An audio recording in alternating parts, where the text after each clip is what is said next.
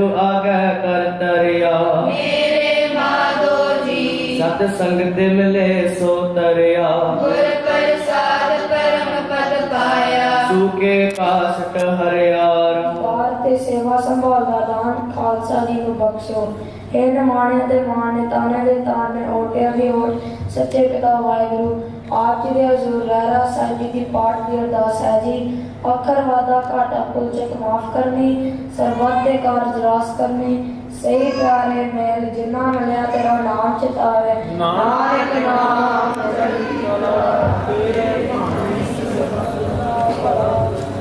ਵਾਹਿਗੁਰੂ ਜੀ ਕਾ ਖਾਲਸਾ माया मोह परम बैकुले सुधदारा स्यों प्रीत लगाई एक उत्तम पंथ सुनियो गुर संगत तह मिलत रम त्रास मिटाई एक अरदास पाठ कीरत रामदास राखो सरनाई एक अरदास पाठ कीरत की गुरु रामदास राखो सरनाई। श्री महला पंजवा तुम दाते ठाकुर प्रतिपालक नायक खसम हमारे निमख निमख तुम ही व्रत पालो हम बारिक तुम रे तारे तुम दाते ठाकुर प्रतिपालक नायक खसम हमारे निमख निमख तुम ही प्रतिपालो हम बारिक तुम रे तारे जिह्वा एक कवन गुण कहिए बेसुमार बेअंत स्वामी तेरो अंत न गिनहि लहिए रहाओ कोट पराध हमारे खंड हो अनेक विधि समझावो हम अज्ञान अलप मत थोरी तुम आपन बिरद रखावो तुमरी शरण तुम्हारी आशा तुम ही सजन सोहेले राखो राखन हार दयाला नानक करके गोले तुमरी शरण तुम्हारी आशा तुम ही सजन सोहेले राखो राखन हार दयाला नानक करके गोले। वाहिगुरु जी का खालसा वाहिगुरु जी की फतेह। ਵਾਹਿਗੁਰੂ ਜੀ ਕੀ ਫਤਿਹ। ਗੁਲਾਬ ਜੀ ਜਸਲੀਨ ਕੌਰ ਚਾਰ ਸਾਹਿਬਜ਼ਾਦਿਆਂ ਦੇ ਨਾਮ ਸਰਜਨ ਕਰਾਏ ਗਏ। ਵਾਹਿਗੁਰੂ ਜੀ ਕਾ ਖਾਲਸਾ ਵਾਹਿਗੁਰੂ ਜੀ ਕਾ ਖਾਲਸਾ ਵਾਹਿਗੁਰੂ ਜੀ ਕੀ ਫਤਿਹ। ਜੈਸਾ ਕਰਨਾ ਬਾਬਾ ਜੀ ਸਿੰਘ ਜੀ ਬਾਬਾ ਜੁਝਾਰ ਸਿੰਘ ਜੀ ਬਾਬਾ ਜੋੜੇਵਾਲ ਸਿੰਘ ਜੀ ਬਾਬਾ ਫਤਿਹ ਸਿੰਘ ਜੀ। ਵਾਹਿਗੁਰੂ ਜੀ ਕਾ ਖਾਲਸਾ ਵਾਹਿਗੁਰੂ ਜੀ ਕੀ ਫਤਿਹ। ਭਾਈ ਦਇਆ ਸਿੰਘ ਜੀ ਭਾਈ ਧਰਮ ਸਿੰਘ ਜੀ ਭਾਈ ਹਿੰਮਤ ਸਿੰਘ ਜੀ ਭਾਈ ਮੋਹਕਮ ਸਿੰਘ ਜੀ ਭਾਈ ਸਾਹਿਬ ਵਾਹਿਗੁਰੂ ਜੀ ਕਾ ਖਾਲਸਾ ਵਾਹਿਗੁਰੂ ਜੀ ਕੀ ਫਤਿਹ। ਖਾਲਸਾ ਵਾਹਿਗੁਰੂ ਜੀ ਕੀ ਫਤਿਹ। ਸ੍ਰੀ ਗੁਰੂ ਨਾਨਕ ਦੇਵ ਜੀ, ਸ੍ਰੀ ਗੁਰੂ ਅੰਗਦ ਦੇਵ ਜੀ, ਸ੍ਰੀ ਗੁਰੂ ਅਮਰਦਾਸ ਜੀ, ਸ੍ਰੀ ਗੁਰੂ ਰਾਮਦਾਸ ਜੀ, ਸ੍ਰੀ ਗੁਰੂ ਅਰਜਨ ਦੇਵ ਜੀ, ਸ੍ਰੀ ਗੁਰੂ ਹਰਗੋਬਿੰਦ ਸਾਹਿਬ ਜੀ, ਸ੍ਰੀ ਗੁਰੂ ਹਰਿਰਾਏ ਸਾਹਿਬ ਜੀ, ਸ੍ਰੀ ਗੁਰੂ ਹਰਕ੍ਰਿਸ਼ਨ ਸਾਹਿਬ ਜੀ, ਸ੍ਰੀ ਗੁਰੂ ਤੇਗ ਬਹਾਦਰ ਜੀ, ਸ੍ਰੀ ਗੁਰੂ ਗੋਬਿੰਦ ਸਿੰਘ ਜੀ, ਦਸਾਂ ਪਾਤਸ਼ਾਹ ਜੀ ਜੋ ਸ੍ਰੀ ਗੁਰੂ ਗ੍ਰੰਥ ਸਾਹਿਬ ਜੀ। ਵਾਹਿਗੁਰੂ ਜੀ ਕਾ ਖਾਲਸਾ ਵਾਹਿਗੁਰੂ ਜੀ ਕੀ ਵਾਹਿਗੁਰੂ ਜੀ ਕੀ ਫਤਿਹ। ਕੇਸ ਕੰਗਾ ਕਰਾ ਕਰਪਾਨ ਦਸ਼ਾਇਆ। ਵਾਹਿਗੁਰੂ ਜੀ ਕਾ ਖਾਲਸਾ ਵਾਹਿਗੁਰੂ ਜੀ ਕੀ ਨਾਮ ਜੀ ਨੇ ਕੋਈ ਸੋਚ ਕੌਰ ਅਤੇ ਸੁਖਬੀਰ ਕੌਰ ਸ਼ਬਦ ਸਰਵਣ ਕਰਾਈਏ ਅਤੇ ਤਬਲੇ ਦੀ ਸੇਵਾ ਰਣਜੀਤ ਸਿੰਘ ਕਰਾਈਏ। ਵਾਹਿਗੁਰੂ ਜੀ ਕਾ ਖਾਲਸਾ ਵਾਹਿਗੁਰੂ ਜੀ ਕੀ ਫਤਿਹ।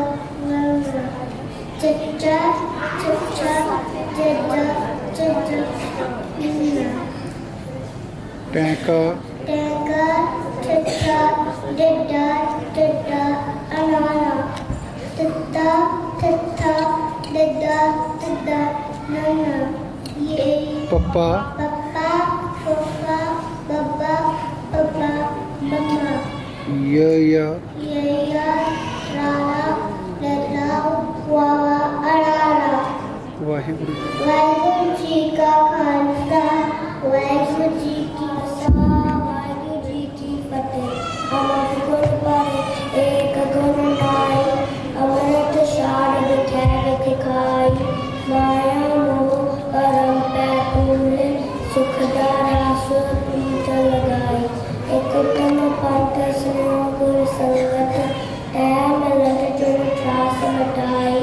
एक अरदास पाठ की रटती गुरु रामदास राखो शरण।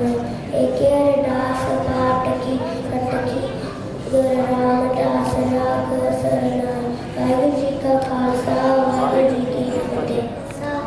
वाहिगुरू जी की फतेह। ऐतवार सोमवार मंगलवार बुधवार वीरवार शुक्रवार शनिवार। वाहिगुरू जी का खालसा वाहिगुरू जी की फतेह। ਅੱਜ ਕਿਹੜਾ ਵਾਰ ਹੈ?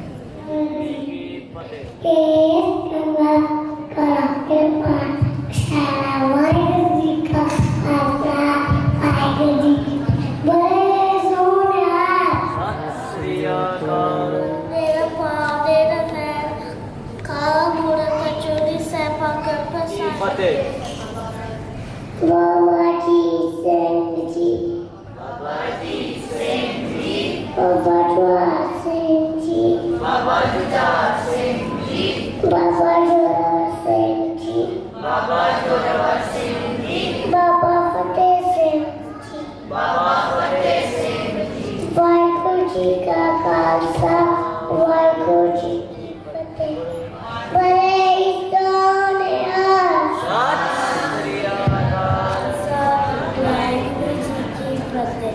श्री गुरु नानक देव जी श्री गुरु अंगद देव जी श्री गुरु अमरदास जी श्री गुरु रामदास जी श्री गुरु अर्जन देव जी श्री गुरु गोविंद साहिब जी श्री गुरु राय साहिब जी श्री गुरु कृष्ण साहिब जी श्री गुरु तेग बहादुर जी श्री श्री गुरु गोबिंद सिंह जी श्री गुरु